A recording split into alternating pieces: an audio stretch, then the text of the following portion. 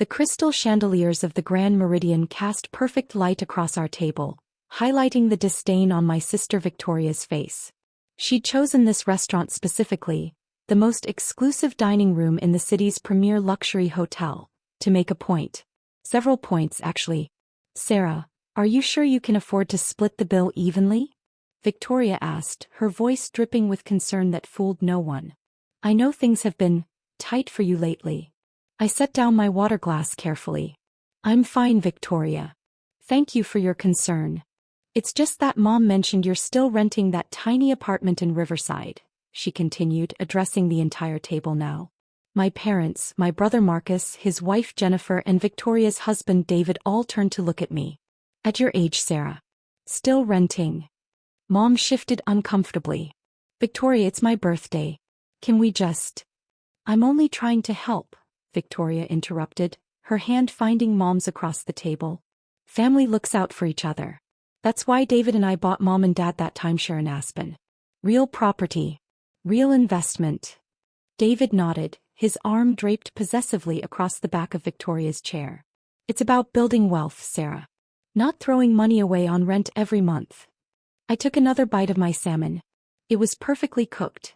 Chef Antoine knew exactly what he was doing. I'd hired him away from a Michelin-starred restaurant in Paris 3 years ago. "Sarah works in— what is it again?" Jennifer asked, her tone suggesting she'd forgotten something utterly forgettable. "Some kind of consulting?" "Property consulting," I said simply. Marcus laughed. "Property consulting. That's a creative way to say real estate agent, isn't it?" "I work with property management," I clarified, not bothering to correct the assumption. Let them think what they wanted. "Well, there's honest work in that," Dad said, though his tone suggested he thought it barely qualified. "Someone has to show apartments to people who actually buy them."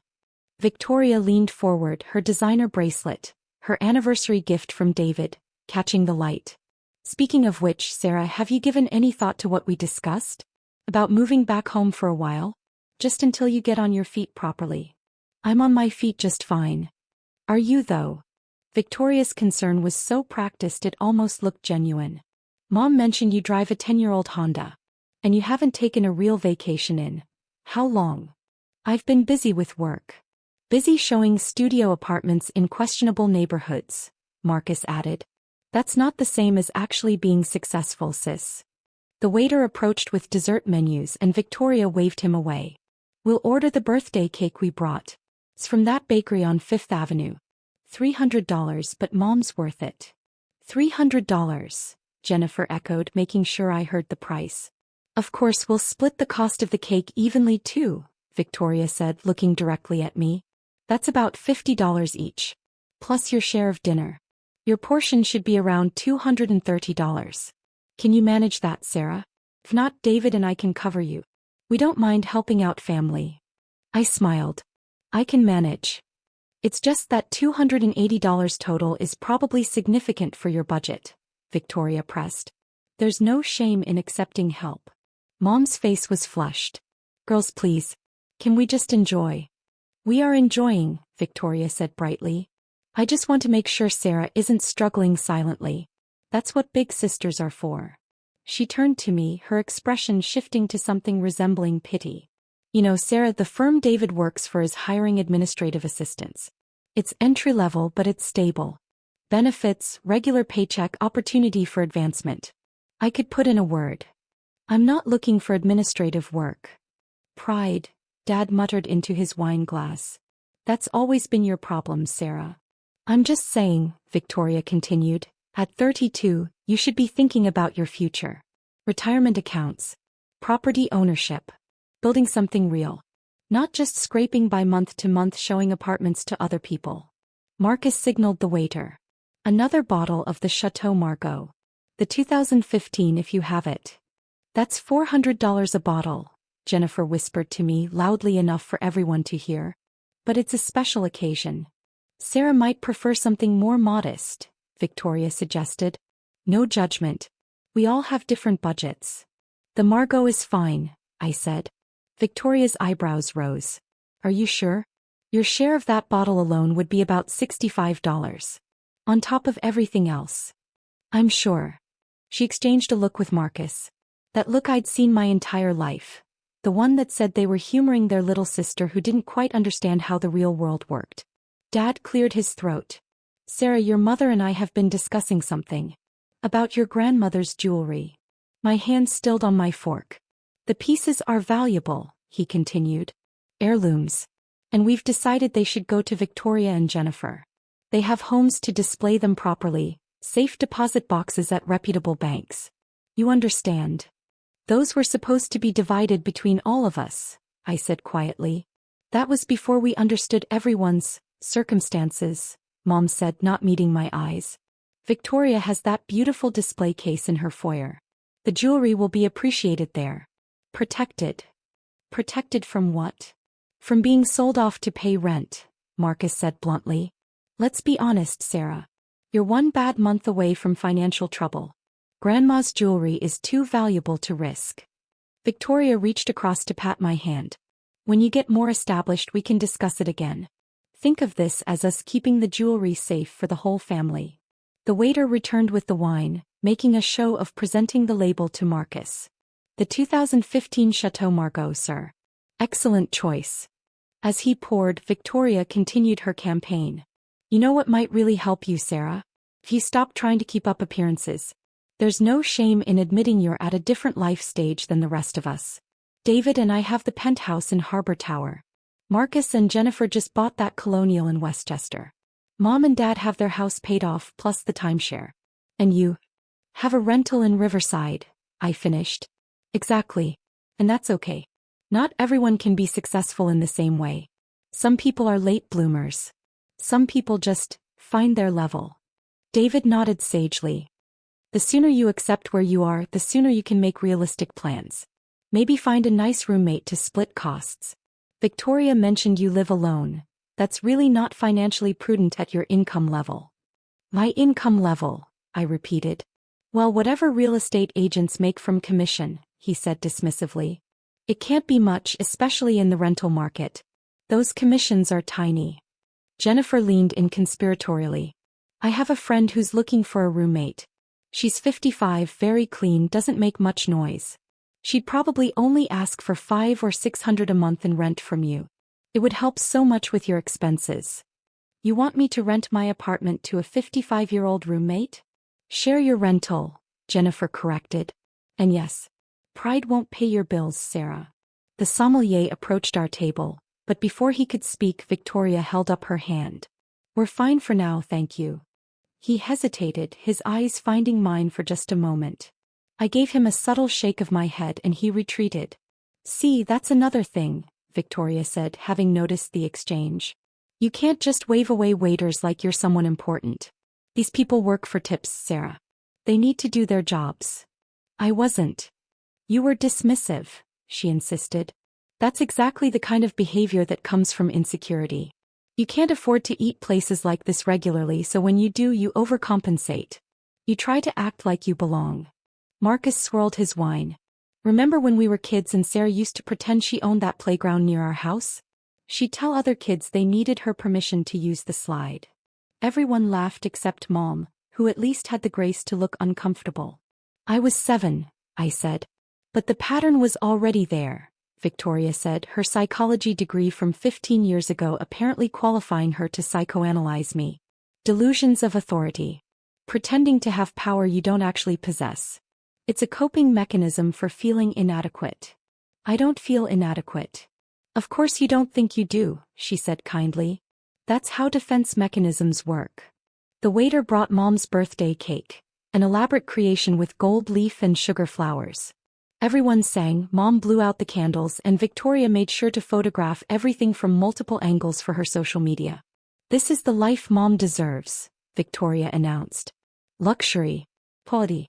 The best of everything. That's why we chose the Grand Meridian for tonight. This hotel represents excellence. Did you know their suites start at $1,500 a night? Their penthouse suite is $12,000. $12,000 a night, Jennifer echoed dutifully. Could you imagine? Victoria laughed, looking at me. Spending your entire month's rent on a single night in a hotel room? I couldn't, I agreed. That's why people like us. She gestured around the table, carefully excluding me. Work hard and make smart investments. So we can enjoy places like this. While people at your level. She trailed off meaningfully. Should stick to budget hotels? I offered. Exactly. He seemed pleased I understood. There's no point in you saving up for one fancy dinner when you could be putting that money towards something practical. A better used car maybe. Or furniture that isn't from IKEA. David flagged down a passing waiter. Excuse me, could you tell us about your hotel's membership program? I've been thinking about joining. The waiter, young and clearly new, brightened. Of course, sir. The Grand Meridian Club offers exclusive benefits. Priority reservations, complimentary upgrades when available, access to our executive lounge, 15% off all dining and spa services. Cost. The annual membership is $25,000, sir. Victoria gasped theatrically. $25,000. David, that's actually reasonable for what you get. We should do it.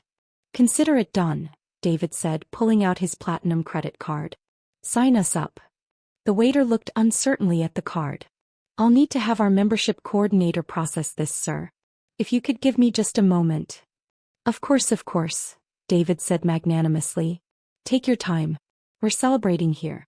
My mother-in-law's birthday at the Grand Meridian. He said the hotel's name like it was conferring status just to be here. After the waiter left, Victoria turned to me. Sarah, you're being awfully quiet. Are you feeling okay? Not overwhelmed by all this? I'm fine. It's just that places like this can be intimidating when you're not used to them, she said. All the formality, the expense, the expectations. I remember my first time at a luxury hotel. I was so nervous I could barely speak to the staff. When was that? I asked. Oh, years ago. Before I met David. I was still figuring out my place in the world, much like you are now. And now you've figured it out? Well, yes, she said, seemingly oblivious to any sarcasm. I married well, invested wisely, built a life of quality. That's the path, Sarah. Find a successful man who can provide stability. Your looks are fading, but you're not hopeless yet.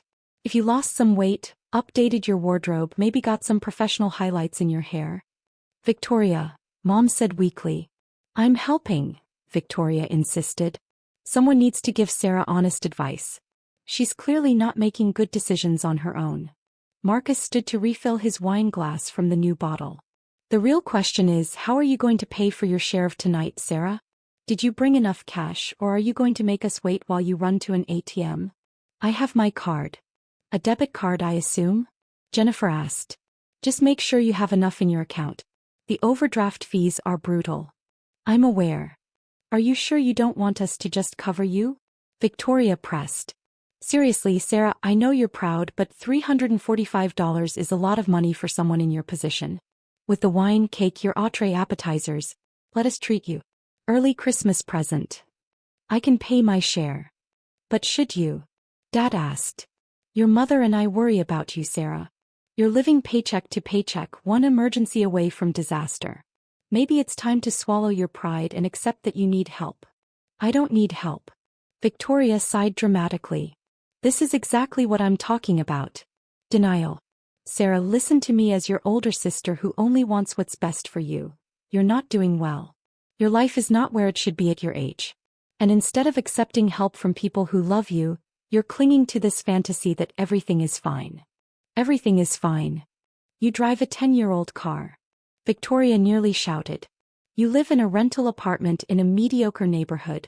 You work as a real estate agent showing apartments for rental commissions. Your entire life is fine, the way fast food is fine, when you're hungry but can't afford a real restaurant. The tables around us had gone quiet. Other diners were pretending not to listen while absolutely listening. Victoria, lower your voice, Mom hissed. No, Victoria said. No, I'm done tiptoeing around Sarah's feelings. She needs to hear the truth. Sarah, you are failing at life. You're 32 years old with nothing to show for it. No property, no husband, no prospects, no savings we can see. You're a cautionary tale. You're what happens when someone has potential but wastes it through poor decisions and stubborn pride. The silence at our table was deafening. Even Marcus looked uncomfortable. Are you finished? I asked calmly. I'm trying to help you, Victoria said, her eyes actually welling with tears. Why can't you see that? Why can't you just accept that you need us? Before I could respond, I saw Richard Chin, the Grand Meridian's general manager, approaching our table. His expression was professionally neutral, but I caught the slight tension around his eyes. Behind him, the young waiter from earlier looked panicked. "Good evening," Richard said smoothly. "I hope you're all enjoying your meal." "We are," David said importantly. "In fact, we were just discussing your membership program. Very impressive establishment you have here." "Thank you, sir. However, I'm afraid I need to address a small matter." His eyes found mine. "Ms. Williams, I apologize for the interruption, but we have a situation that requires your immediate attention. There's been an incident with the penthouse suite. A water leak in the unit above has caused some damage. My staff has contained it, but as owner, you should be informed." The word hung in the air like a bomb. "Owner." Victoria's fork clattered against her plate. Marcus choked on his wine. David's mouth fell open. Jennifer gasped. Mom and Dad froze completely. "Owner." Victoria whispered. Richard's expression didn't change. "Yes, ma'am. I wouldn't normally interrupt Ms. Williams during a private dinner, but given the value of the suite and the extent of the damage, I thought she should be informed immediately. The repair estimates are already being prepared." "There must be some mistake," David said weakly. "Sarah is. She's a real estate agent." "Ms. Williams is the owner of the Grand Meridian," Richard said calmly. "She has been for 4 years. I'm her general manager." He turned back to me. "Again, my apologies for the interruption. Shall I handle the situation, or would you like to review the damage personally?" "Handle it," I said quietly. "Send me the full report and estimates tonight." "Of course." "And—" He paused delicately, his eyes flickering to my family. "The gentleman was inquiring about membership. Should I have that processed?" I looked at David, whose platinum card was still lying on the table. At Victoria, whose face had gone from red to white. At Marcus, who looked like he might be sick. At my parents, who were staring at me like they'd never seen me before. "Actually, Richard," I said slowly, "I believe my brother-in-law was very enthusiastic about joining. Quite insistent, in fact. But given the circumstances, I think we should review our membership policies. Specifically, our policy regarding family members of the ownership." "Of course, Ms. Williams.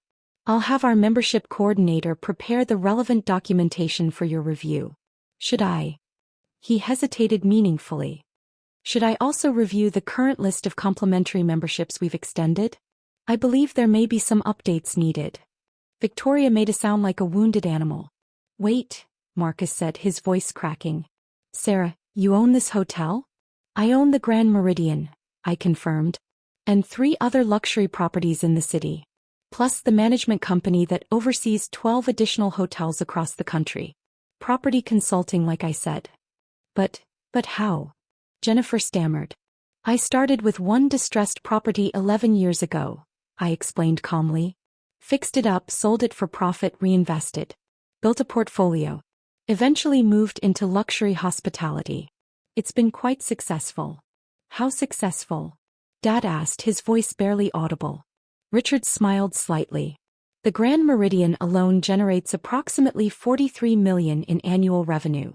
Ms. Williams's total portfolio is valued at somewhere in the vicinity of $280 million. Though I shouldn't speak to specifics without her permission." $280 million, Mom breathed. "Though that's a conservative estimate," Richard added. "The valuation fluctuates based on market conditions." Victoria was shaking her head. No, this is, you drive a Honda. You live in Riverside. I drive a 2015 Honda because it's reliable and I don't care about impressing people," I said. "I live in Riverside because I own the entire building. It's a 12-unit property that I use as a test facility for new property management systems. I live in one unit and monitor the others." "The jewelry," Dad said suddenly. "We told you that you're giving Grandma's jewelry to Victoria and Jennifer because they have safe places for it." "As I heard." "That's fine. Keep it.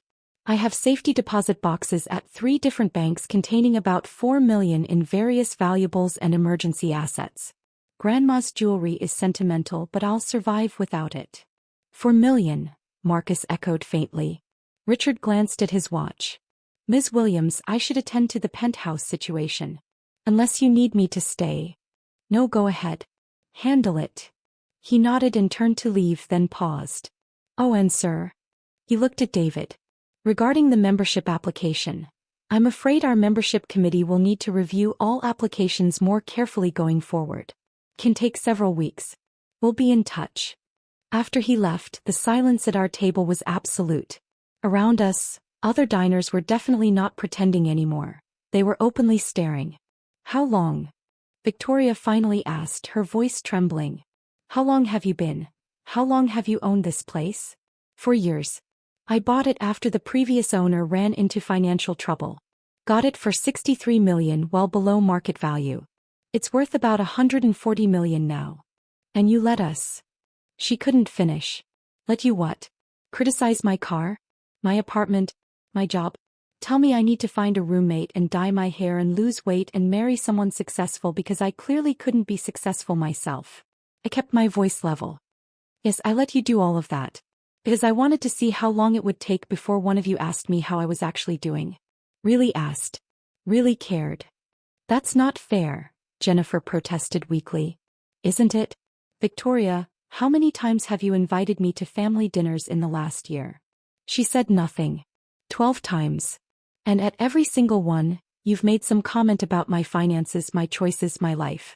You've offered to help me find jobs, roommates, cheaper apartments. You've suggested I move back home. You've told me I'm wasting my life. And not once, not one single time, did you ask me if I was actually happy, if I was actually successful, if I actually needed anything. You never said anything, Marcus protested. I shouldn't have to. You're my family.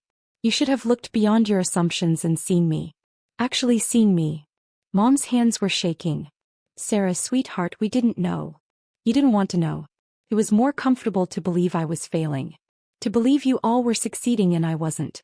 It made you feel better about yourselves. That's not, Dad started. Isn't it? Dad, you told me tonight that pride was my problem. That I needed to accept my place. What place did you think that was, exactly? He couldn't answer. I'll tell you what my place is, I said quietly. I'm one of the youngest self-made hospitality moguls in the country. Forbes did a feature on me last year.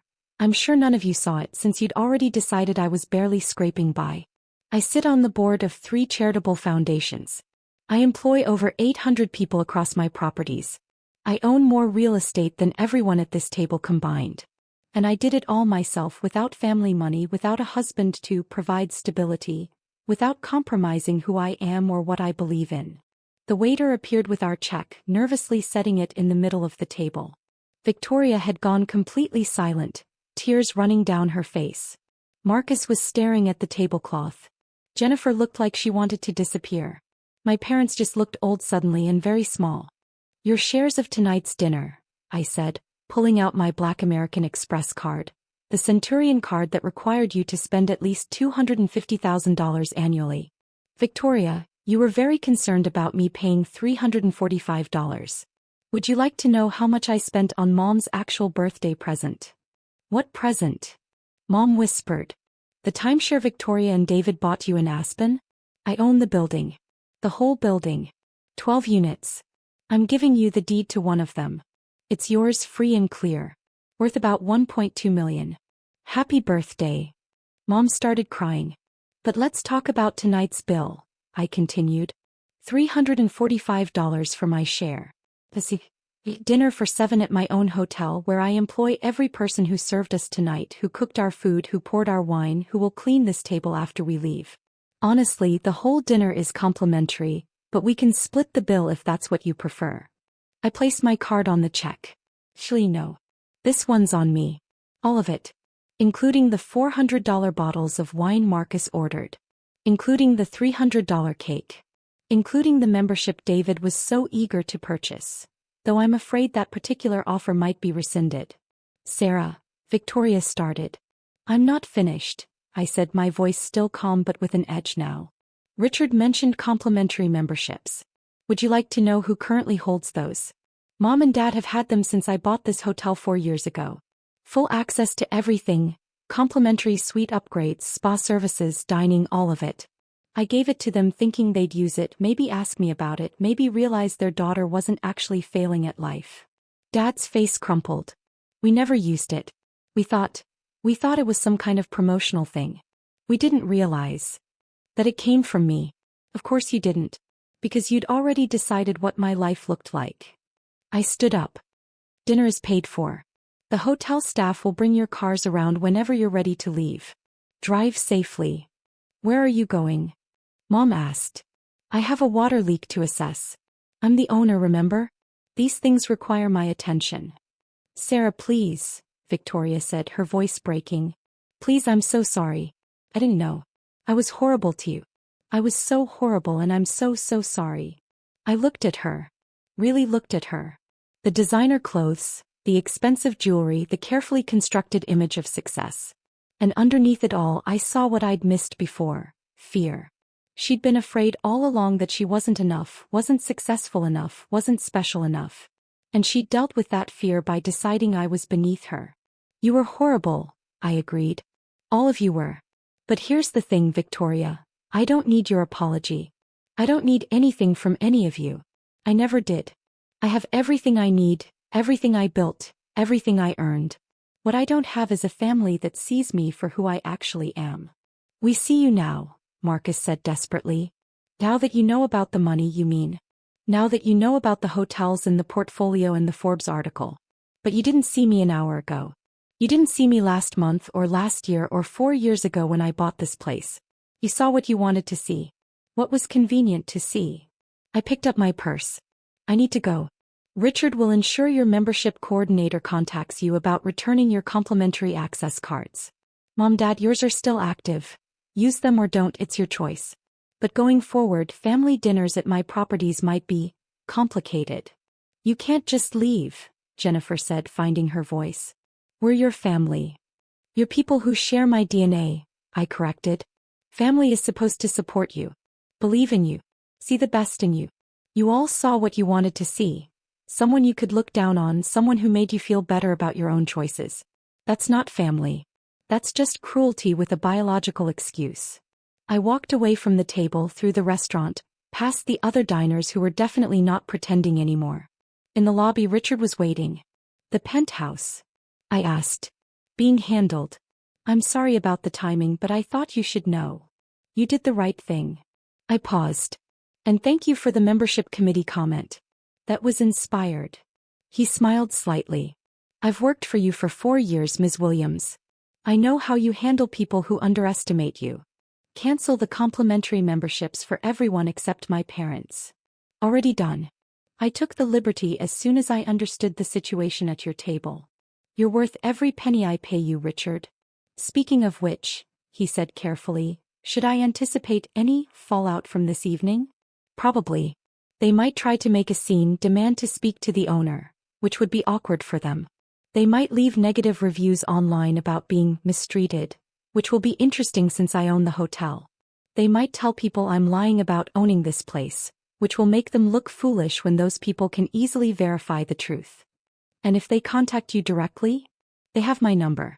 They've always had my number. The question is whether they'll use it to apologize or to demand explanations. I looked back toward the restaurant. I'm betting on demands. Your family is complicated.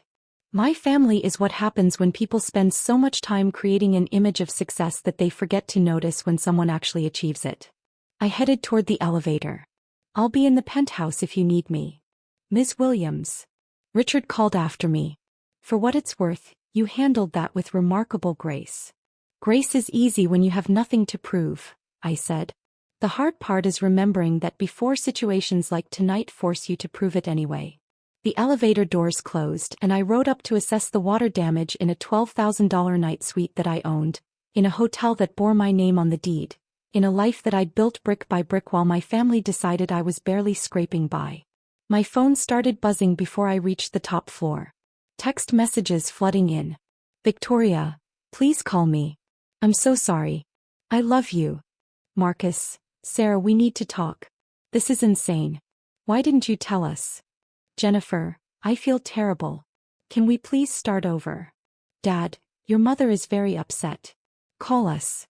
I turned my phone off and stepped out into the hallway where my maintenance team was already working on the damaged suite. Because this was my hotel. My property. My empire. And I'd built it while they told me to find a roommate. The water damage was minimal, a pipe issue that my team had already mostly resolved. I spent 20 minutes reviewing the situation, approving repairs, checking on the guests who'd been relocated from the affected suite. Professional. Competent. In control. Everything they'd assumed I wasn't. When I finally got home to my apartment in Riverside, my building in Riverside, my investment property in Riverside, it was after midnight. I poured myself a glass of wine, stood by the window looking out at the city lights, and thought about everything that had happened. Tomorrow they'd call again. They'd want to meet, to talk, to explain. Victoria would cry. Marcus would get defensive. Mom and Dad would try to make me understand that they'd only wanted what was best for me. And maybe, eventually, we'd find some kind of equilibrium. Maybe they'd learn to see me as I actually was. Maybe I'd learn to forgive them for years of dismissal disguised as concern. But tonight, right now, I was content with the silence. Content with my 10-year-old Honda in the parking lot below. Content with my rental apartment that I owned along with the 11 others in this building. Content with the empire I'd built while they worried about my budget. I'd always known who I was. Now they did too. And that, more than anything else, was worth more than all $280 million in my portfolio. Though I had to admit, the look on Victoria's face when Richard called me owner was pretty priceless too.